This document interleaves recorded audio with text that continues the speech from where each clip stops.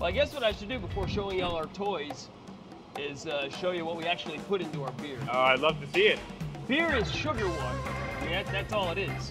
And for thousands of years, people have made beer from any number of things.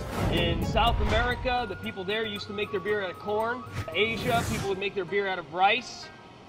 Yeah, in prison, they make beer out of ketchup. Okay.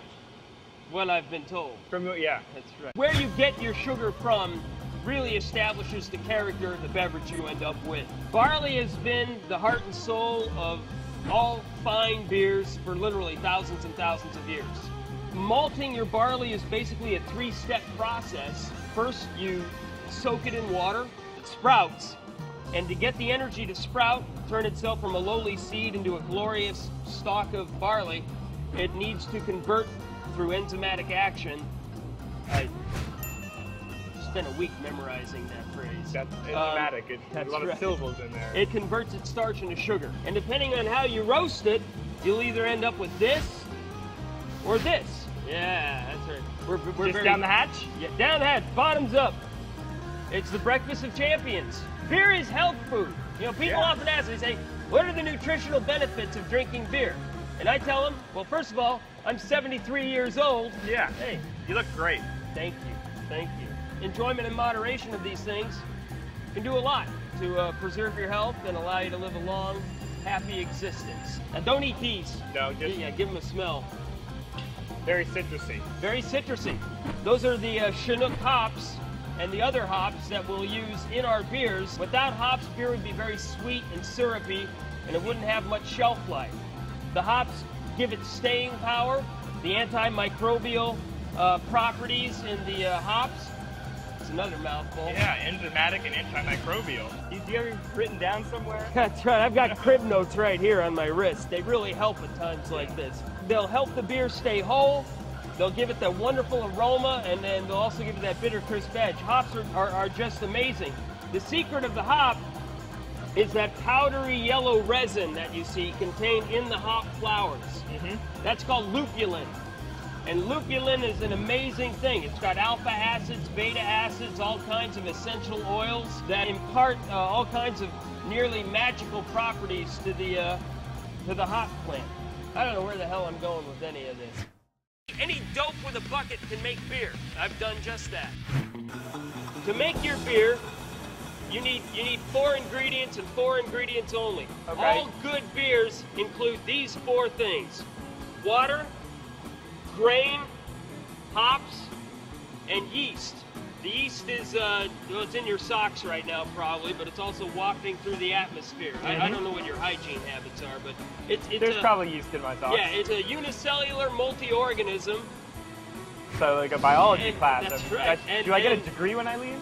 A degree in beerology. Yeah, well that's all I want. You'll get it. It eats sugar and it makes alcohol. I mean, this is a wonderful thing. Yeast is man's best friend. The foundation of all of our beers is a very pale malt, one that hasn't been roasted a lot. And we literally use tons and tons and tons of it every day. So much, in fact, that we store it in silos outside. In fact, I'll show you where those silos are. Between the two of them, they hold close to 100,000 pounds of malt. How much beer does that represent? How many gallons? Not nearly enough. Not enough. No. Well, you're thirsty. Clearly, yeah. And I'm thirsty. It is a hot Let's day. get another silo. All right. If we're making, say, a batch of our IPA, which we're doing right now, we will use about ½ a pound of grain behind every 22-ounce bottle. It's not light beer, of course. No. We're not in the light beer business. I'm not asking for it. Yeah, nobody should be in the light beer business, actually.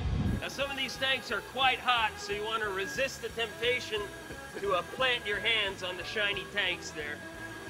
We're going to make mash. We're going to activate those enzymes that make sugar. More sugar means more flavor, more alcohol, more body, more of everything good. More. This is our Lauter tank. Lauter is a German word. It means to basically separate your liquids from your solids. And that's what we're doing in this tank right here. Everything we need has been taken out of it. Right. But this is still useful if you've got a herd of cattle to feed. That's where it's going.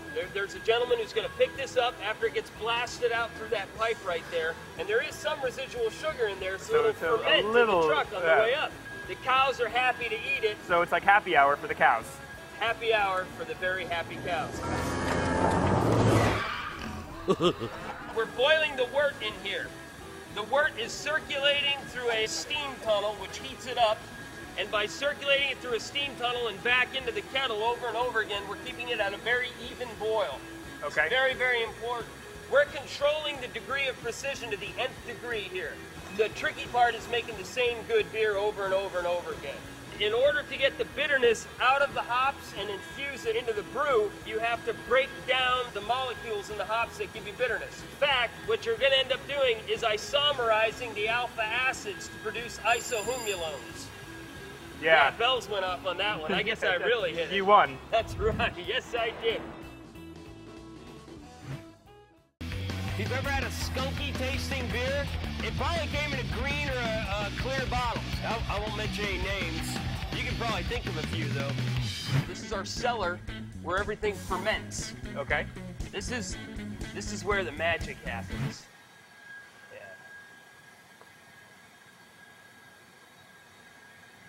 This is a moment of silence, right? Yeah. Yeah. These are our fermenter tanks. We'll pump the yeast into the tank via these hoses here, and then we allow the fermenter to fill with the wort.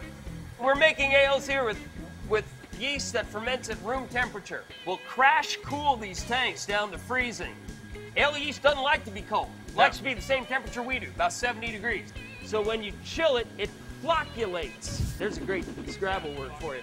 2 C's. It all clumps together and sinks to the bottom. And then it's simply a matter of drawing the beer off at this level and then pumping out the spent yeast at that level there. I mean, that's 3 batches of beer in there. A lot of thermal mass. That is a lot of thermal mass. A lot of thermal mass. Yeah, so it takes a long time to move that mass. It's going to be a little murky because we haven't filtered it yet. There's still live yeast in it. Let's go to the filtration. All right. Good segue there. I liked it. It's very much like a swimming pool filter. Okay. We pump beer through, strain out all the microscopic bits of hops that could decrease its shelf life.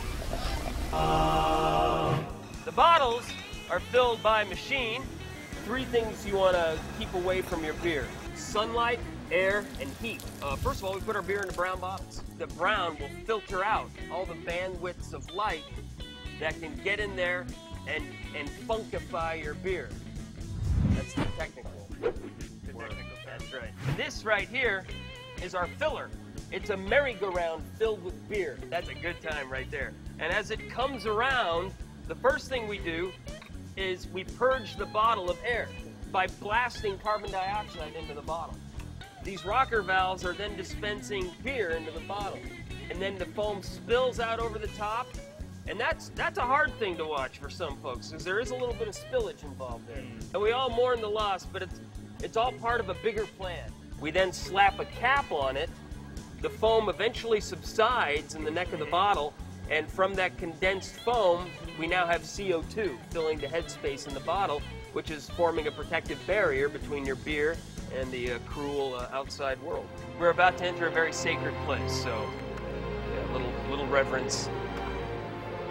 And our beer does get stored in here, but not for very long, because people for a long time now have been drinking our beer faster than we can make it. It's a good problem for us. Yeah.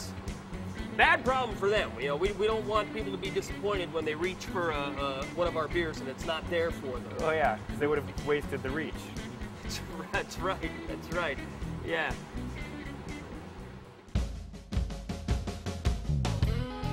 Yeah, ladies and gentlemen, I would like to issue a retraction on a statement that I made, which was unfortunately an error. Yeast is not a unicellular multi-organism, but a unicellular microorganism. I apologize. I've been drinking since 8 a.m. Things are going to get a little loose by noon.